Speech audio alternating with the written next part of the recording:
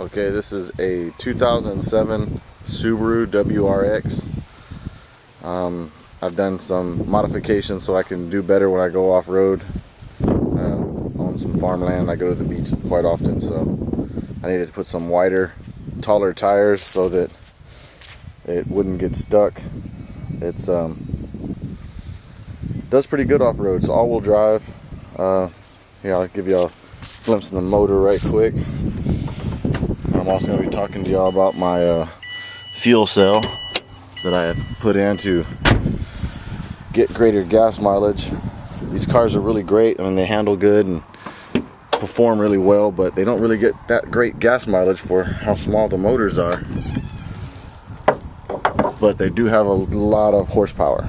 This one puts out probably about 240, 250, somewhere in there. It's got a 2.5 liter, it's like a Porsche Boxster motor, but it's turbocharged. The turbo sits right in there.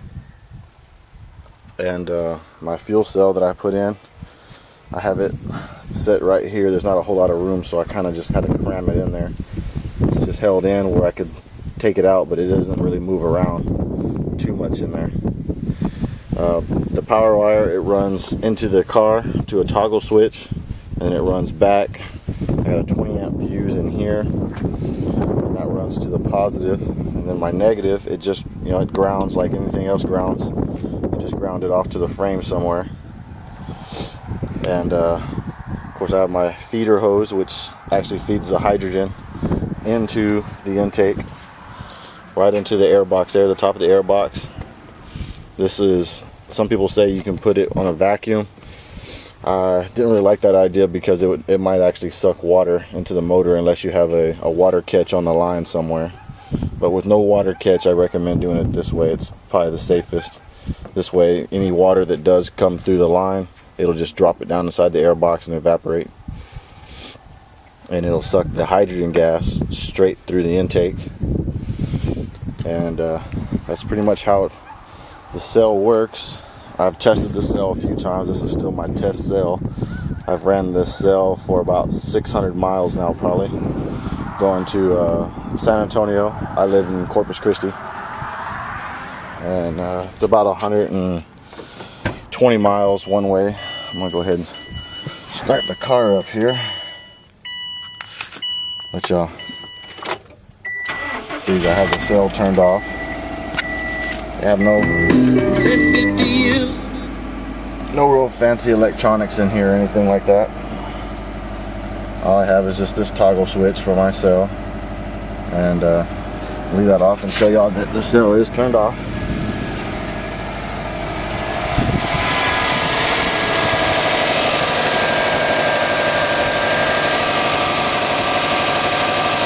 Kind of see the water is real flat.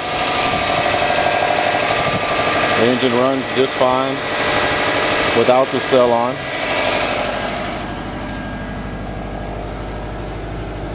Now I'm going to flip the switch here to on.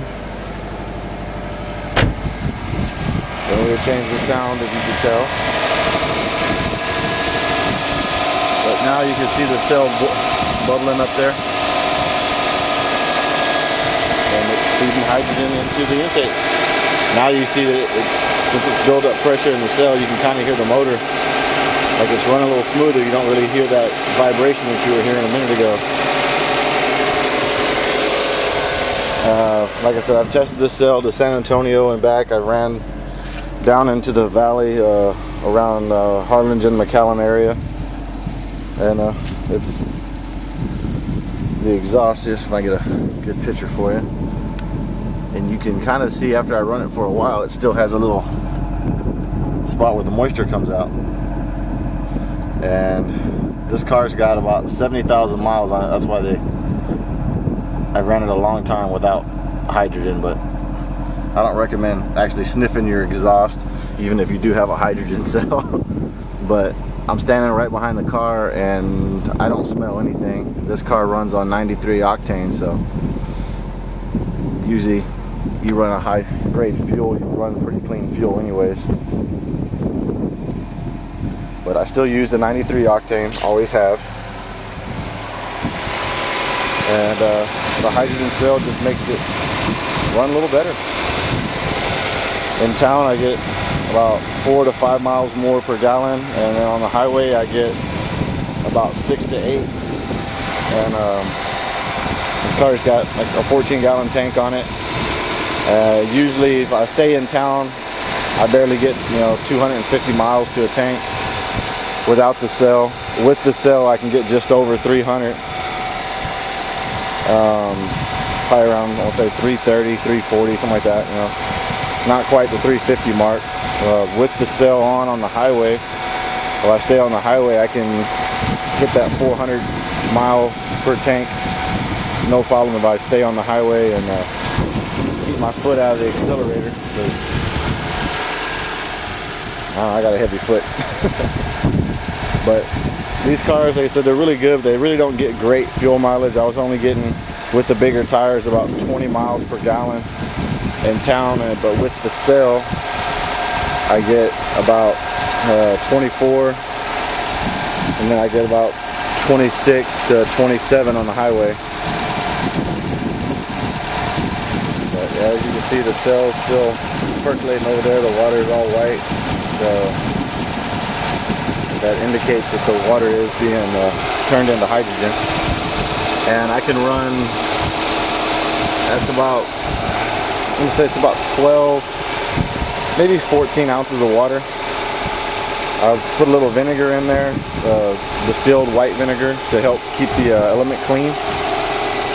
It doesn't really affect anything with running the hydrogen-free vinegar too, but I use baking soda for an electrolyzer to make it run a little, to make the hydrogen faster, pretty much.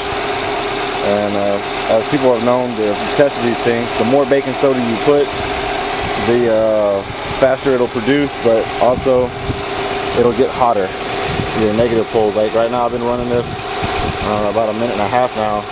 You can see I can still put my hand on it. It's not too hot. That's the positive. The positive never really gets hot. I always see the heat going into the negative. And I had a hard time finding a lid that can withstand the actual heat. The negative cable was melting through the lid. So be careful when you start making your own cells at home. But that's my cell, and that's in my car, my test results. I want to share that with everybody. Let people know that hydrogen cell does work, even if you have a high-end car like this one here. Like I said, 0 to 60 is about 4.8 seconds. This car will run probably about a 13.7, 13.9, somewhere in there, quarter mile, with anybody can get a good reaction time out of it. And that's the car. All-wheel drive, 2007 Subaru WRX, running on hydrogen and gasoline. Let y'all get another look at the exhaust since it's been running for a minute.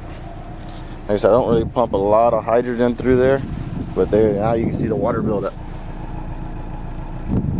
It does turn the hydrogen right back into water vapor, and it is cleaning my car out. You can kind of see a shiny spot because I've been running it for a while in there on the inside of the pipe.